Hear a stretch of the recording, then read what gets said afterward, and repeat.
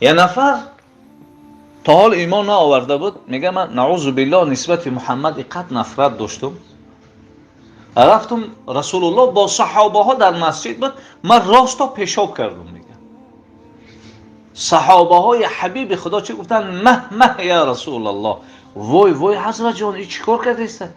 اجازت است هر چه از بدن جدا کنیم. حضرت جان فرمودن ما انسان های مسجدی هستیم، ای غیر مسجدی باید فرق کنیم، مانیم پیشاب شد تا آخر کنم. فریادش کرد، گفت برادر اینجا مسجد هست، این جای مقدس ترین مسلمان ها هست، اینجا جای پیشاب کردن نیست. میگه لحظه فکر کردم، شخصیتم شخصیت مقدس و مکانم مکان مقدس، اما در مقابل این عمل زشتی ما اینقدر مهربانی جواب، اگر پیش پدرم دا میکردم یا شلاق میزد، پیش رفیقم دا این کارا میکردم میگفت تو برادر من هستی، مرا حرمت نکردی، در پیش من پیشاب کردی. این کی است که از پدرم بالا و از رفیقم رفیقتر و رفتن چیکار کردن؟ اشهد ان لا اله الا الله و اشهد ان محمد رسول الله، افته ایمان. پس اخلاق حمیده حبیب خدا را دیدن، ایمان آورد. همه ما اهل سنت و الجماعه ایمان داریم که بعد پیغمبر بزرگترین کی است؟ ابوبکر صدیق است. ابوبکر است. همه حضرت جان میآید دخترچش ببین شرم نمیداره، میآید دخترچش میپرسه که دختر جان کنی ببین من همه سنت های پیغمبر اجرا میکنم یا نمیکنم؟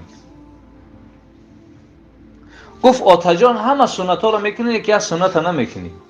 گفت بچه‌م کدام سنت ها؟ گفت همین همسایه یهودی این نابینایی داریم که حضرت جان هر روز میبره افخاتش میته، آتا جان شما نمیکنی نمیکن. فردا حضرت ابوبکر صدیق رضی الله تعالی عنه و ارضاه پیش از حبیب خدا افخات برد، اون مرد که افخات دادن گرفت. اون مرد سوال کرد که اون مرد که هر روز مرا افخات میداد کجاست که این روز تو آمدی؟ حضرت ابوبکر گفت تو چشم بینا نداری، اون مرد از من چه خیلی فرق میکنی؟ گفت اون مرد کسی بود که خیلی بوی خوب داشت، من همون بو را حس نکرده استم. عایشه مادرمون رضی الله تعالی عنها میگه حبیب خدا می اومد، من از خواب بیدار میشیدم. گفتن ناراحتت میکرد؟ گفت بوی خوش حبیب خدا مرا از خواب بیدار میکرد. روز حضرت علی رضی الله تعالی عنه آمد، فاطمه دختر حبیب خدا بیرون برآمد، حضرت علی گفت فاطمه پدرت آمده بود؟ گفت کسی خبرت کرد؟ گفت نه، بوی خوش و شالم در خانه ماندگی هست. حضرت جان عجیب بوی زیبا داشتن. دویم گفت وای مرد نسبت من خیلی مهربانی میکرد، تو نتونستی سی مهربانی کردن. و سوم گفت ای دستی او، من هر چیزی میخوردم معدم حل میکرد، حالی مرا معدم حل نداره، تو او مرد نیستی. حضرت ابوبکر حیران ماند، گفت پدر با او مرد صحبت میکردی یا نمیکردی؟ گفت بله. گفت درباره چی صحبت میکردی؟ گفت میگفتم هوشیار شو، نعوذ بالله در همین مدینه یک محمد جادوگر پیدا شده، همه را از دین باباگیش میبره، دین خچه یاد دسته. گفت بعد شنیدن این کلمه ها معاملش چه خیلی میشید؟ گفت مهربانیش دوباره تر میشید. پدر میدونی آن مرد که است؟ گفت نه. گفت خودی محمد صلی الله علیه و سلم. گفت من این قدر تحقیرش کردم و او قدر مرا دوست داری؟ اشهد ان لا اله الا الله و اشهد ان محمدا عبده و رسوله. پس اخلاق خوب، اخلاق حمیده انسان از چه حال به چه حال میبره. حدیث شون فرمودم اگر هر نفر را دوستیش به خاطر خدا باشه و ناراحتیش هم به خاطر خدا باشه، ایمانش در درجه اوله. اگر باید برادرت رفیق هستی به خاطر خدا و اگر از همین برادر خفه هستی ایشان به خاطر خدا. پیامبر صلی الله علیه و سلم میگه ایمان در درجه اول است. حالی برای خودتون یک کرته میخری، چند بار همون را تحقیق میکنی، فیرمش هم میپرسی، دوختش نگاه میکنین، بعد برای خودمون یا لباس انتخاب میکنیم. هر چیزی که باشه برای خودمون انتخاب کردن ده چند قدر تحقیق میکنیم، با یا لباس میخریم.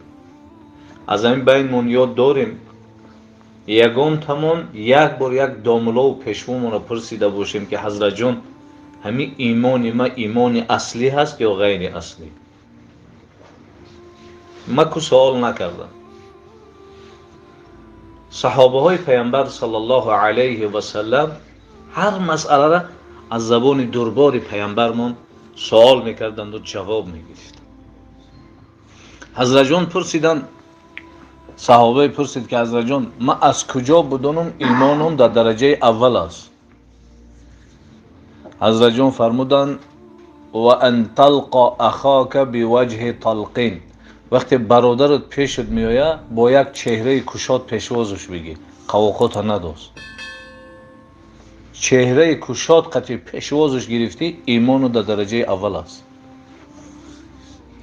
اکثر من قاعده بغدادی خواندگی، سوره عمه هست، بعدش و نازعات هست، بعدش سوره عبسه هست. همین سوره چی سبب شد نازل شد؟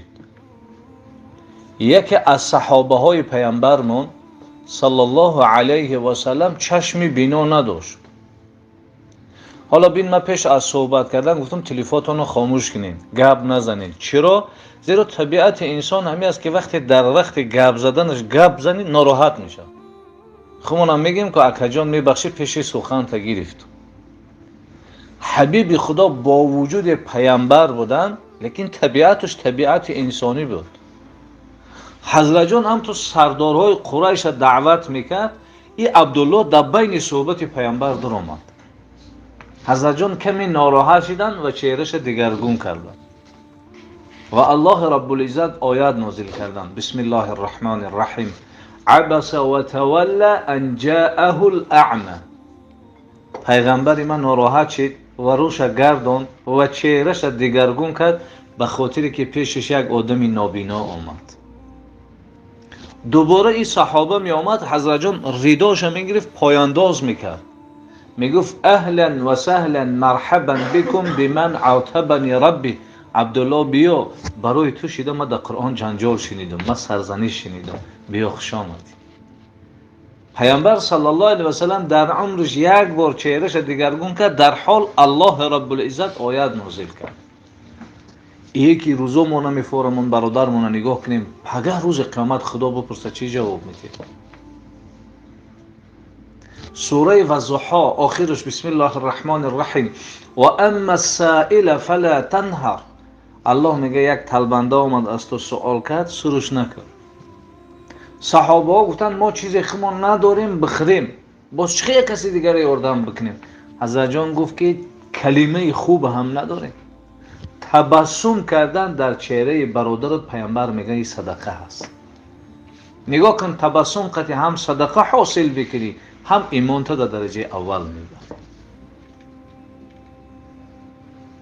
و یک صحابه دیگه آمد سوال کرد، حضرت جان ما از کجا بدونم اسلامم بهترین اسلام است، مسلمانی درجه اول ده هستم؟ پیامبر صلی الله علیه و سلم فرمودند اگر بدونی که اسلامت خوبتر شده است روز تا روز، هر چیزی که معنی نداره ترکش کن.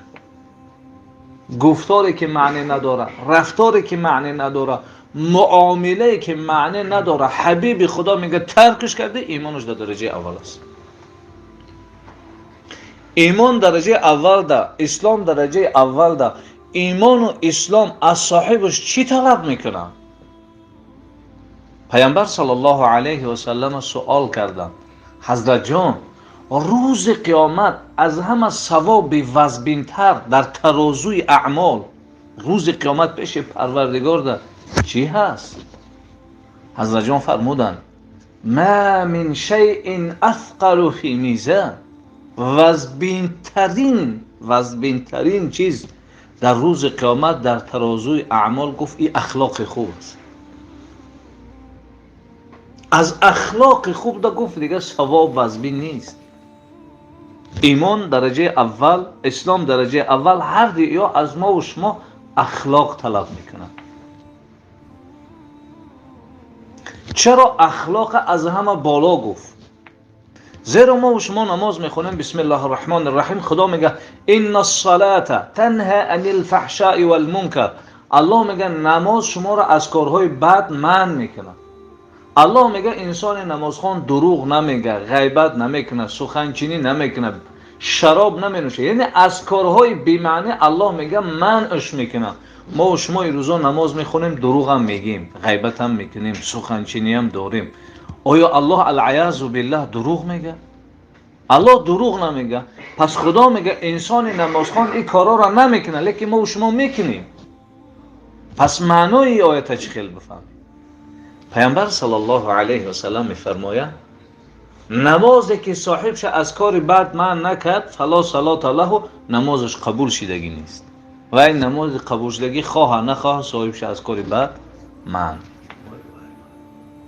پیامبر صلی الله علیه و سلم میفرماید که اگر یک انسان روزه گرفت لیکن غیبت کرد و گپای بی معنی گفت، جز از تشنگی و گرسنگی دیگه اگه فایده ای نداره.